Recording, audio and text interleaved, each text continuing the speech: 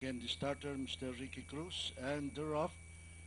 Early lead is taken by Pernicious, Gold Cougar on the outside, Anteres on the farther outside, and Don Eduardo's best is moving up on the inside.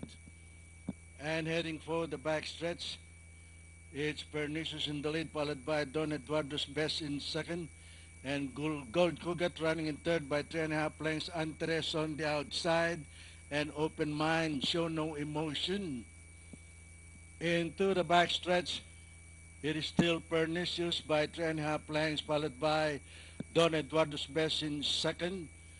And nearing the far turn, it is still Pernicious by 3.5 lengths. Don Eduardo's best and Gold Cougar Antres moving up on the outside. Open Mind and Show No Emotion. And rounding the far turn, it is still Pernicious in the lead. It's Pernicious followed by Antres Gold Cougar. And moving up on the inside is Don Eduardo's best, but it's still Pernicious in the lead, followed by Gold Cougar. And Don Eduardo's best moving up on the inside, Antres Open Mind and Show No Emotion. But it's still Pernicious leading the field by 3.5 lengths, followed by Don Eduardo's best and Gold Cougar remains in third.